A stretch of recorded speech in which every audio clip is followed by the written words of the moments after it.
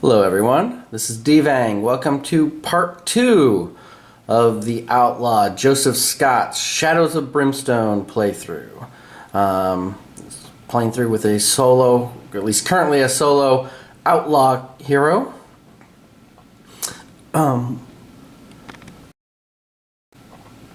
When last we left, Joseph had just gone into the mines to try to do a quick run to grab some darkstone. He's poor, he's broke, needed to make some quick cash. He thought going into the mines, scooping up darkstone that just seems to be lying around, no problem.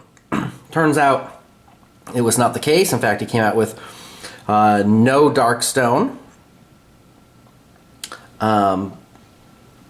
But he did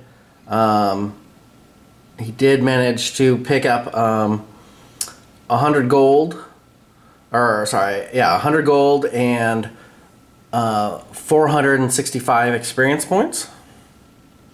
So, that's pretty useful anyway. Yeah, not quite enough to level him up, but very, very close.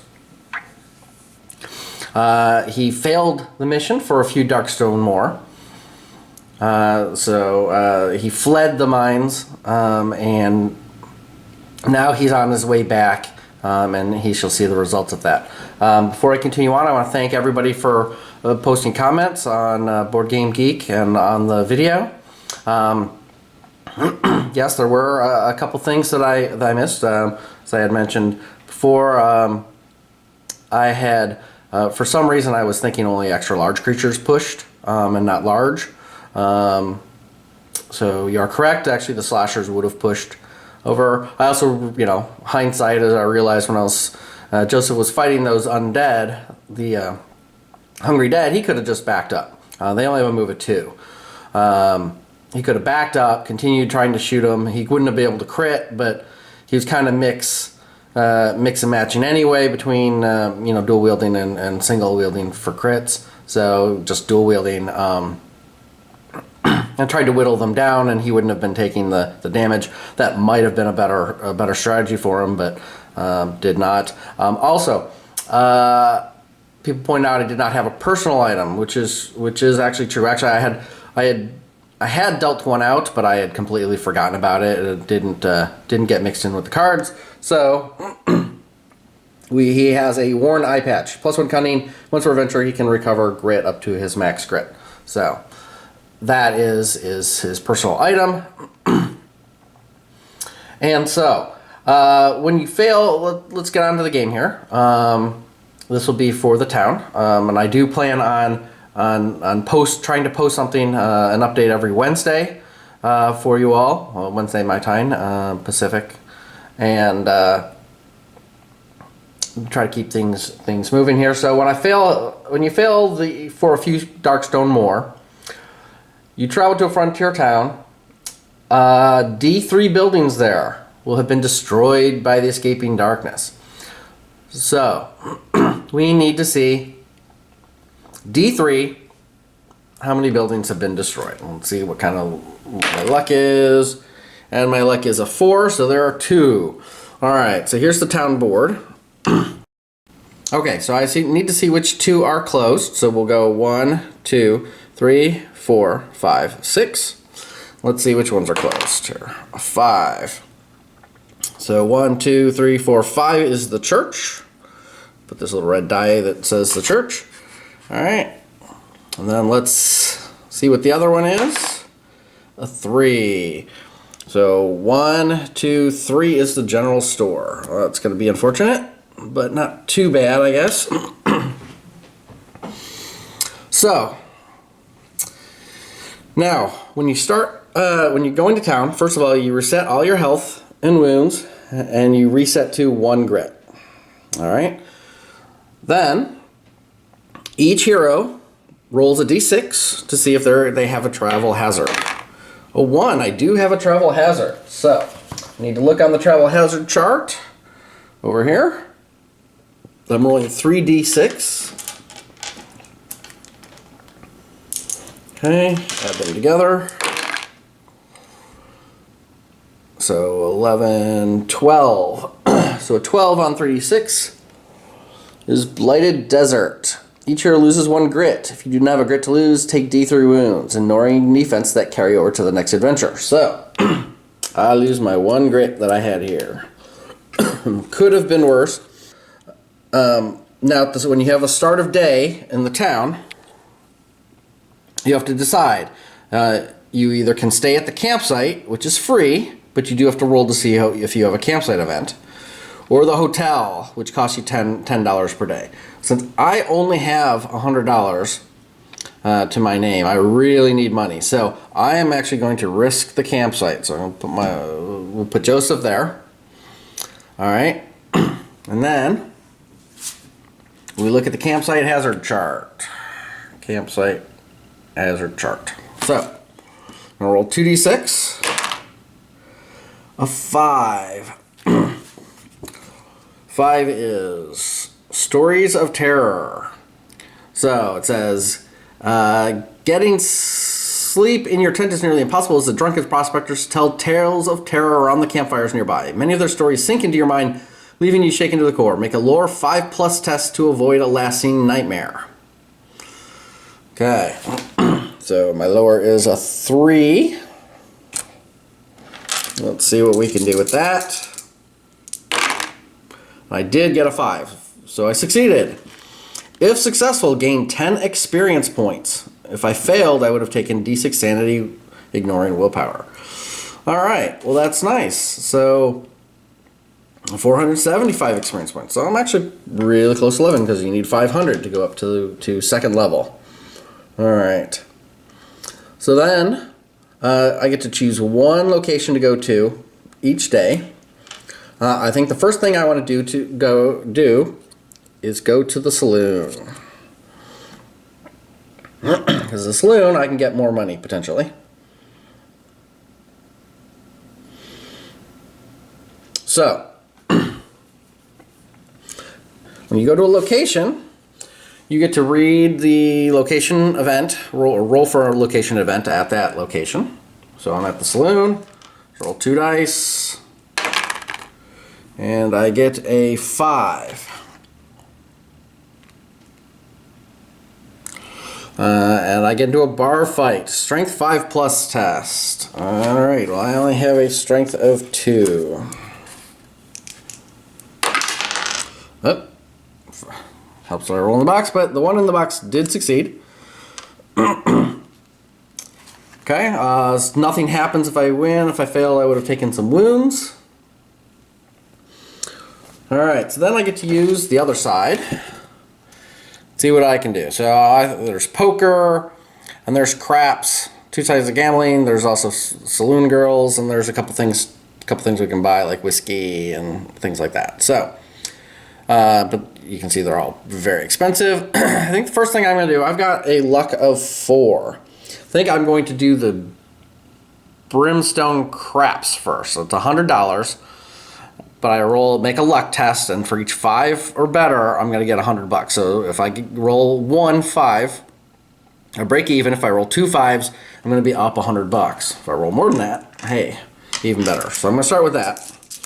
And that should hopefully give me some cushion. And I break even. Okay. And I have no grit to re-roll that.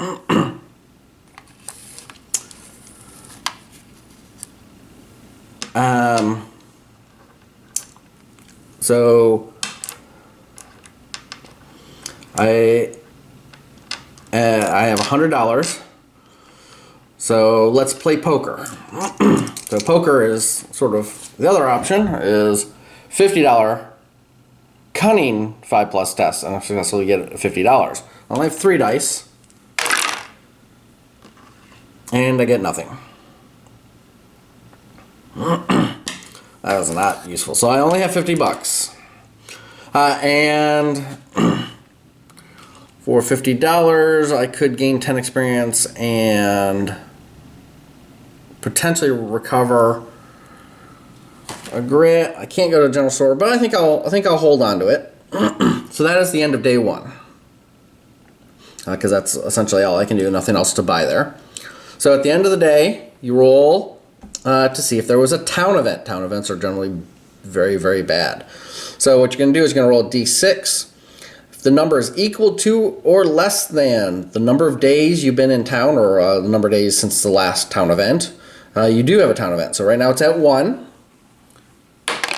So 5, I'm good. Okay, and one other thing at the end of the town that we have to do, we need to, so this is specific for the outlaw, at the end of each day, roll a number of dice equal to my level. If I roll a 6, I'm recognized. So, 3, I am not recognized, so I am good. Okay. So then, again, I start at the day. I have to decide whether I'm going to stay at the hotel or the campsite. With only $50 now, I need to stay at the campsite. So again, rolling for the camp hazards, a 10. A 10 is nothing, uneventful. Okay. Day 2. All right, let's go to the Frontier Outpost. This should be interesting. So the Frontier Outpost chart. Location chart. I'll be rolling on 2d6 again. Double sixes. Oh, this is funny. Deputized. Having heard of your deeds in the region, the local lieutenant of the outpost calls you into his tent and deputizes you. You gain the keyword law. Note if you currently have the keyword outlaw, you must choose to either replace it with law or keep outlaw instead. Well, as kind of fun as that would be, A, I wouldn't be able to use any of my guns because they are outlaw only. And B, my whole intent of coming here to the Frontier Outpost was to try to rob the bank. So I think I will politely decline. And then while he's busy, doing what he wants, Outpost Bank, come to this side, I will hold up. Actually, I will start with getting the bounty. That's bounties for free. I can get some additional money for killing certain enemies next session. Someone has to come here in order to get it. A 6. That is slashers, my favorite. I get $200 for each to every hero for each one killed. So I get $200. All right. So now I'm going to hold up the Outpost Bank. Make an agility 5+ test to rob the Outpost Bank. If successful, gain d6 times 50 for each 5+ rolled. For each one rolled, take d6 hits during the shootout that ensues. So I have an agility of 3. I have 1. No 1s were rolled. So I get d6 times 25 gold. So I gain 50 gold. So back to my 100 gold. So today was pretty much this town stay is pretty much a null result. I can only do that once per town stay. I could go gamble again tomorrow. I'm not sure what else. Could go to the doctor's office and buy some bandages. You know what? I kind of need to save up for some upgrades. Get some dynamite or something like that. So I think that's the end of this town stay. Okay, and then at the end of day 2 here, I have to do the 2 end-of-day things. So first I need to see if there is a town event. A 3, there is no town event. And then I have my Outlaw Wanted. I'm first wanted thing, so wanted ability. Penalty, I guess. We'll roll d6. Do not have a 6, so I'm not recognized. And then I can leave, and I'm not staying here another day. So that is the end of day 2. Not super exciting, but that's sometimes the way it goes. I did not get wounded or hurt or anything. So now I was considering taking a second character, obviously because these, it's pretty tough, pretty difficult when there's only one character. I was thinking maybe I could grab a have a bandito come with me or something similar. Let me know what you guys think. If you guys like that, or if you want me to continue with just the outlaw, or if you want a different character to come with me rather than the bandito. Saloon girl, I would say not a lawman or marshal, because that just doesn't seem thematic to me, but I could certainly do a rancher or gunslinger or something like that. Put your votes down in the comments somewhere, either on Board Game Geek or on the video. Let me know. I will take a look. Again, I'm going to try to post, get it done and post a new one every Wednesday. So that will be my goal. So next Wednesday there should be part 3, which will be heading back into the mines. This new adventure that I'm going to do is going to be exploration. So Joseph has been hired by a foreign investor to investigate and explore a grim claim that has just been purchased in the area. He'll pay you well if it pans out to be half as good a deal as he was led to believe. All you have to do is see how big the mine really is and clean out any unsavory squatters that have moved in. Sounds simple, right? It always does. So, this is kind of an interesting scenario. I've played it once before. Basically, I'm running through the mines. There are rules that reduce the number of exits rooms have, which means the mine tiles will be closed off more often, and I'll need to go through until the mine is completely closed off and all monsters have been destroyed. So, kind of interesting. And certainly has a different feel from just going in and grabbing the Darkstone. So it will give me some money, but that is and a little bit of experience. No Darkstone, but right now that's okay. And of course, I'll need to pay close attention because I am currently at 475 experience, so another 25 experience. And Joseph will level up. He will get to choose, roll on the one chart to see what he gets, and then choose which path. So I probably need to look at those. Anyway, thank you all for watching. Thank you for subscribing. Thank you for all your comments. I really appreciate it. Again, any more suggestions on improving this, please let me know. I'm going to obviously seriously consider all of them that you give me, and I appreciate all the support. Thank you, and I will see you next week.